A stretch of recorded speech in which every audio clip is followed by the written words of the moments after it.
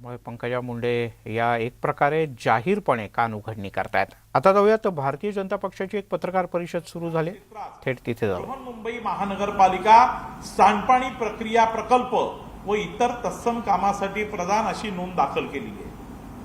आता यामधून आणखीन एक प्रश्न असा उपस्थित होतो की जर हा भूखंड एसटीपी प्लांटसाठी मुंबई महानगरपालिकेला जर वर्ग केला गेला होता तर त्या ठिकाणी आरजीपीजीचं रिझर्वेशन आहे का? आरजीपीजीचं रिझर्वेशन जर नसेल तर त्या ठिकाणी उद्यान कसं काय गेलं आणि मग त्याच्यावर नामकरण कसं गेलं? त्याच्यामुळे कायद्याच्या दृष्टीने सुद्धा हा अतिशय गंभीर गुन्हा आहे आणि म्हणून मुंबईच्या महापौरांना आमची विनंती आहे की वस्तुस्थिती दर्शक सगळी कागदपत्र आपल्या समोर आहेत। उगाचच थातूर मातूर कारण देऊन टिपू सुलतानचं समर्थन करू नका।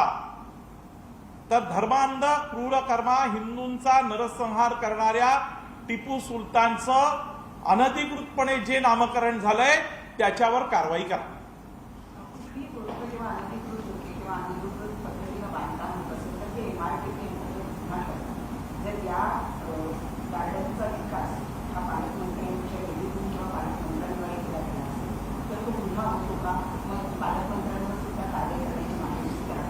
आम्ही सुरुवातीलाच तुम्हाला असं सांगितलं की कायद्याप्रमाणे जे काय गुन्हा घडलेला आहे त्याच्यावर कायद्याप्रमाणे कारवाई व्हायला पाहिजे।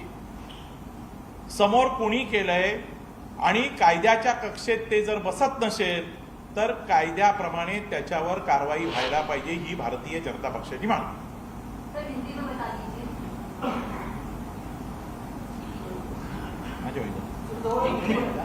नहीं, आपको यहाँ बैठना पड़ेगा। बैठो। यहाँ बैठना पड़ेगा, अपनी आवाज।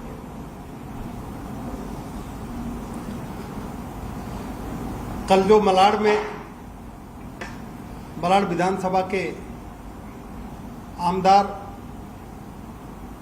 महाविकास आघाड़ी सरकार के मंत्री सम्माननीय असलम शेख जी ने जो हिंदुओं का नरसंहार करने वाला धर्मांध व्यक्ति टीपू सुल्तान के नाम पर जो अवैध नामकरण हुआ, उस नामकरण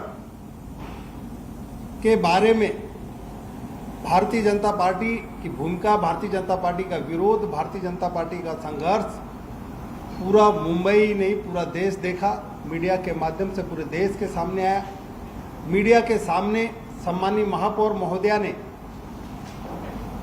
जो वक्तव्य दिया वो कहीं न कहीं मुंबई के लोगों को, देश के लोगों को दिशा भूल करने वाली है, गुमराह करने वाली है और टीपू सुल्तान की भूमिका का समर्थन करने वाली है।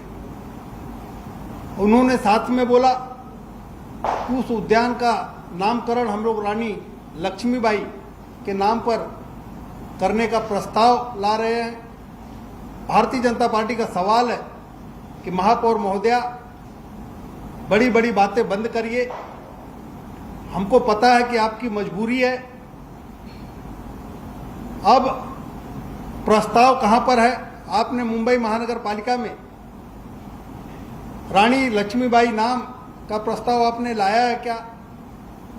और दूसरा मुद्दा है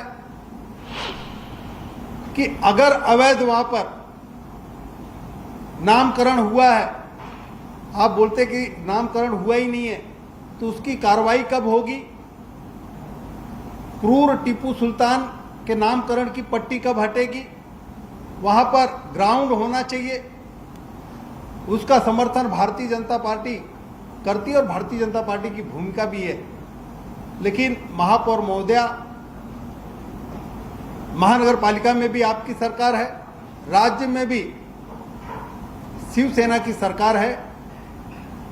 माननीय हिंदू हृदय सम्राट बाला साहब ठाकरे के सुपुत्र उद्धव ठाकरे जी मुख्यमंत्री हैं और जहां पर मैदान बना है, जो उपनगर के पालक मंत्री सम्माननीय आदित्य ठाकरे जी हैं, तो महापौर महोदया आपसे निवेदन है कि हिंदुओं की भावना को देखते हुए और जो वहाँ पर इलीगल काम हुआ है, जो गलत तरीके से बोर्ड लगाया गया है, उसके ऊपर कार्रवाई करने का निर्देश दें। अमित साटम जी का नाम भी लिया गया है, उन्होंने 2 रोड के नाम जो है उनको लेकर भी बात की, इसको लेकर क्या करेंगे? ये पूरी तरह से महापौर महोदया की भूमिका संदिग्ध है। उन्होंने जो डॉक्यूमेंट्स प्रोड्यूस किए हैं उस पे जो डॉक्यूमेंट्स है उस पे काट छाट की हुई है और उसमें जो ओरिजिनल प्रस्ताव है, मूल प्रस्ताव है, मेरा आपके माध्यम से महापौर महोदया को आह्वान है कि महापौर महोदया जो ओरिजिनल प्रस्ताव है उस प्रस्ताव को आप मुंबई की जनता के सामने, लोगों के सामने रखिए। माननीय आमदार अमित साटम जी जो कानूनी कार्रवाई है वो तो कर ही रहे हैं और भारतीय जनता पार्टी के माध्यम से हम मांग करते हैं कि मुंबई के लोगों की और देश के लोगों की दिशा भूल आप न करें, उनको गुमराह न करें। और जो आपकी भूमिका है कि आप टीपू सुल्तान के साथ में खड़े रहेंगे या रानी लक्ष्मीबाई के साथ में खड़े रहेंगे या छत्रपति शिवाजी महाराज, जो उड्डाण उनका नाम मुझे लगता है उपनगर में पास हो गया, 6 महीना हो गया।